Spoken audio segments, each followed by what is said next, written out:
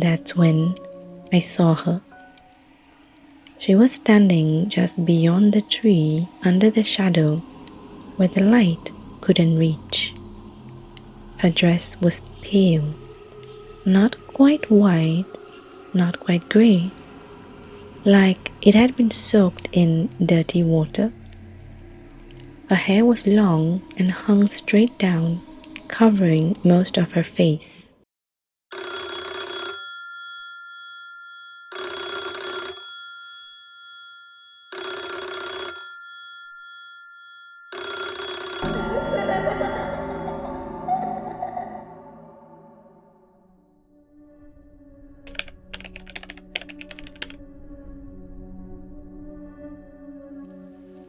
I must have been about 8 or 9 when it happened. It was during the Hungry Ghost festival. I remember because the air smelled like smoke every evening. People were burning joss paper along the roadside, the orange glow flickering in the dark. My grandmother always told me not to wander out at night during the 7th lunar month. The gates of the underworld are open, she would say, and not all the visitors will leave you alone. But that night, I didn't listen. My cousins and I had been playing catching downstairs, darting between the stone benches in the exercise corner near our block.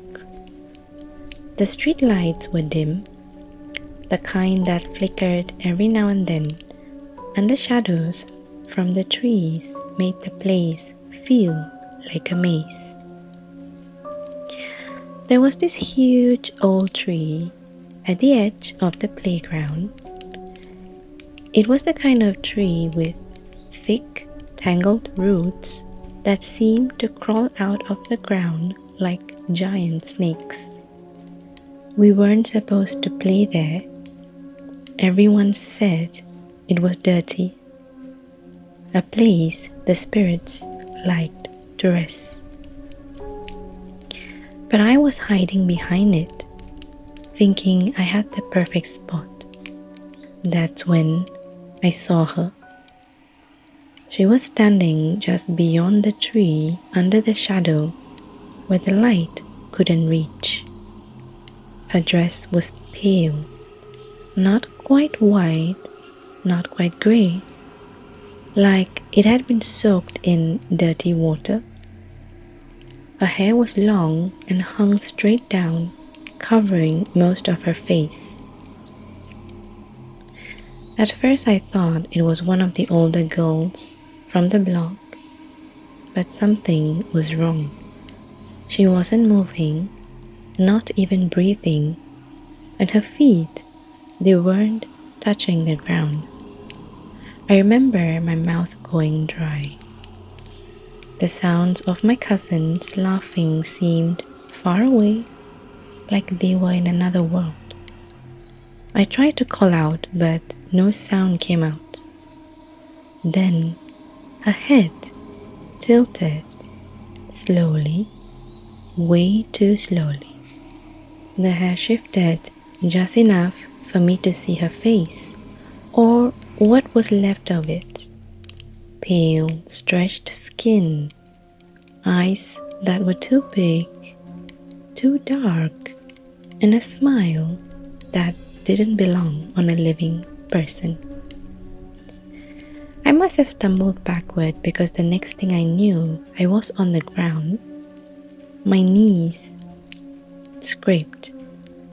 When I looked back at the tree, she was gone. I didn't tell anyone that night.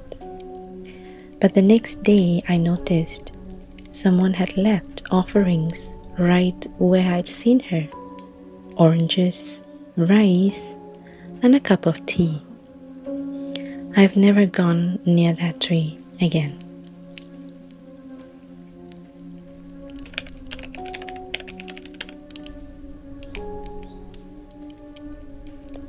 I was 27 and working late shifts near town. The last bus was less a route and more of a rumor, really. The driver, a man with tired eyes and a habit of tapping the wheel like a metronome, would sometimes wait even when no one else was coming, as if he knew there were passengers you couldn't see until you had already started moving. It was Hungry Ghost month. I boarded at 12:38 a.m., the bus aircon blowing stale cold. The driver glanced at me in the mirror. "Front seats," he said. "Don't go to the back tonight." I grinned. "Scared, uncle?" He didn't grin back. "Front," was all he said. I sat behind him. The estate slid by. A damp earth smell crept into the bus even with the doors closed. But it hadn't rained. 2 stops later, the doors hissed open to an empty shelter. Then she was aboard. She wore something pale. I couldn't fix on her face. She walked straight past the first row, then the second, and all the way to the back where the seats are raised like a tiny stage. I watched her in the rear window. She sat, but the vinyl didn't crease. "Did you see that?" the driver asked, low. I pretended I hadn't. "So what?" "Don't turn," he said, and his knuckles went white on the wheel. We passed the market. Paper ash lifted in tiny twisters from the curb. I took a glance at the big mirror above the driver, that tilted rectangle that shows the aisle from back to front. The seats were empty in the mirror, all of them. I stared until my eyes watered. There was a low sound then, like someone humming through closed lips. The kind of lullaby tempo that makes you drowsy. It came from behind. The mirror still showed no one. "Don't ring," the driver said as we approached my stop. He didn't slow. He took us past 3 more stops and into the depot like a man outrunning the clock.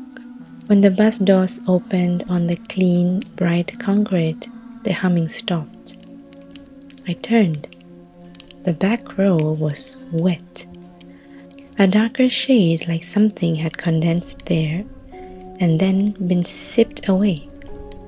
On the floor, right by the last seat, lay a single bus card, the old kind, bloated like it had been in water too long. The driver said, "Front seats for the whole month." He wouldn't look at me. I nodded like a student who had finally understood a lesson that had nothing to do with school. For the rest of that month, I took earlier buses. When I had to take the last one, I sat up front, and I still do.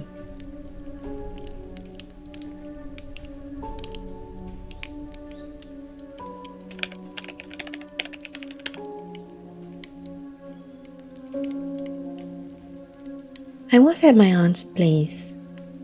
She was old school, burned paper every 7th month, and set out generous offerings along the corridor. Soy sauce chicken, oranges, a little rice, and a cup of green tea. "You eat with your living first," she told us. "Then you feed those who come back." That night, the adults played cards. The television spoke softly to itself. I woke near 2 a.m. thirsty for cold water and stepped into the corridor to the building's particular hush. A building asleep but not silent. The air felt like a breath held too long. I saw my cousin first crouched by the offerings, scooping rice into his mouth with 2 fingers like a raccoon. "Oi!" I whispered, stepping closer. "You want to die, ah?" He turned. You know how you can recognize someone even from the tilt of their head? How every person you love has a shape to their face that your body knows before your mind does. This face wasn't my cousin's shape. It was too long, the skin too tight, and the smile too full of teeth. But the eyes were what undid me. They were grateful. I dropped the cup and it shattered. The sound didn't travel like it should. It landed at my feet and sat there. The corridor lights flickered, and someone's bedroom door opened down the hall, and in that sound, that crouching figure blurred like heat over asphalt. When the door shut again, my cousin stood there, rubbing his eyes, his hair a mess. "Why are you breaking stuff?" he mumbled. His voice was thick with sleep. We cleaned the glass. My aunt came out wrapped in a sarong and saw the disturbed offerings. She didn't scold. She made more tea and set another bowl of rice. Then she sprinkled salt along the threshold and wiped my cousin's face with pomelo leaves, the way you wipe smoke off a mirror. "I told you," she said to the corridor and not to us. "Take what's for you and leave the children." The next day, my cousin slept until noon and woke with a thin red scratch along his wrist, curving as if something had held him. He didn't remember anything except a dream about a warm meal after a long journey. We never ate after midnight that month, and we never reached for food that wasn't ours.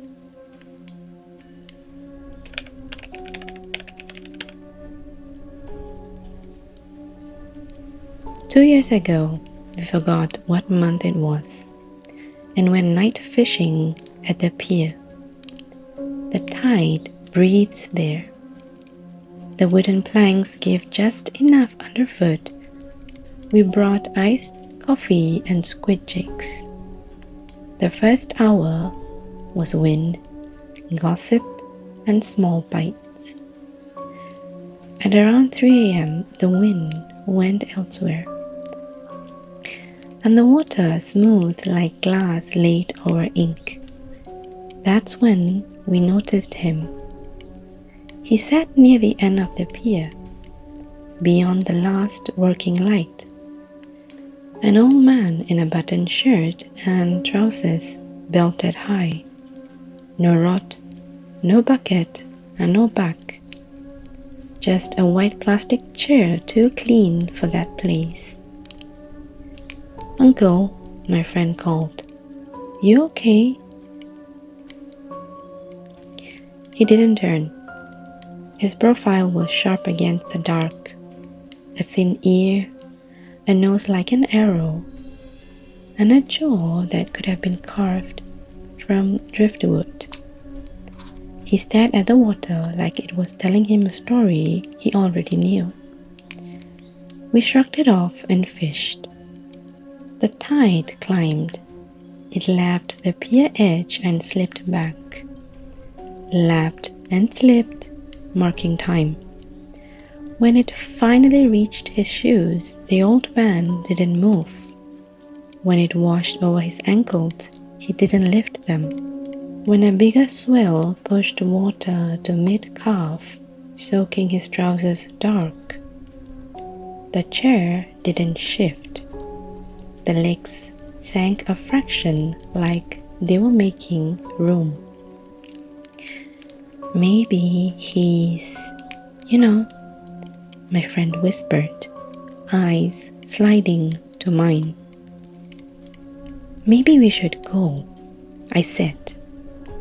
And the part of me that hates to be disrespectful added, we can leave our bait, someone else can use. The wave that hit then wasn't huge. It broke against the end of the pier and came back in 2 thunks under the boats, slapping our soles from opposite sides. I blinked and the end of the pier was empty. No chair and no man. We packed up fast. We left the bait, and on the walk back the sea went back to ordinary sea and the sky turned the grey of a room where someone had switched on a light. The next morning a newspaper carried a tiny notice about a man who had drowned in that area.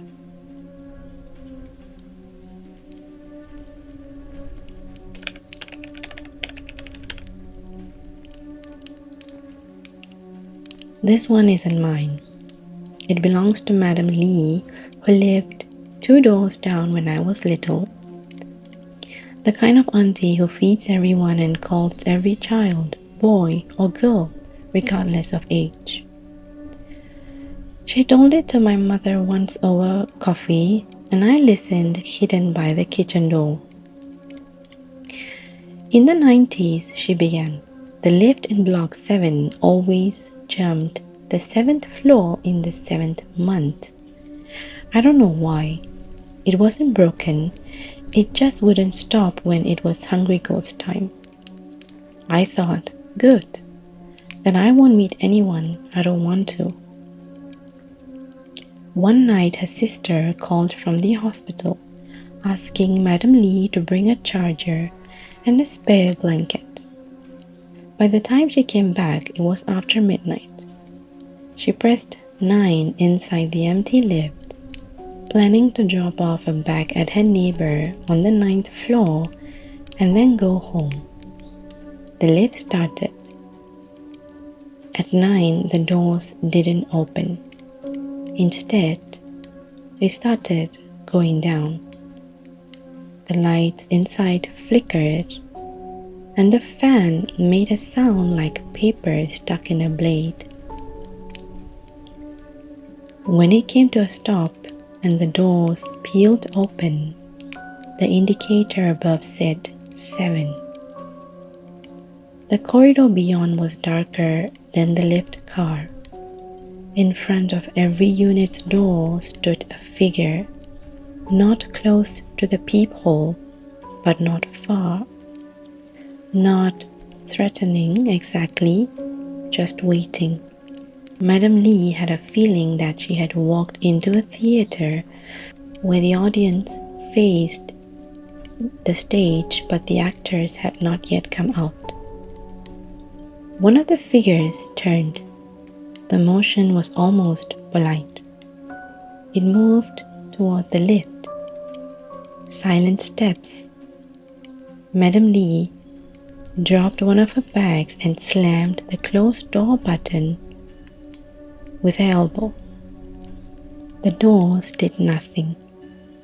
And then, in the slice of corridor left, she saw a figure clearly.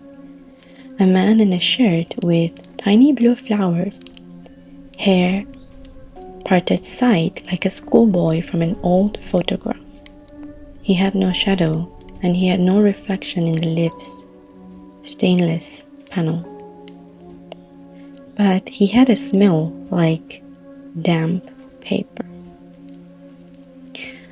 The doors kissed shut, but the lift didn't move. The panel went blank and then returned, all the floors lit. something tapped the door twice, and then the lift dropped and opened on the first floor. The next day, Madam Lee brought oranges and 3 cups of tea to the 7th floor. She sat them dead center where the lift doors would open. She just said, "For whoever stood there last night, drink and go." After that, the lift went back to skipping 7 for the rest of the month.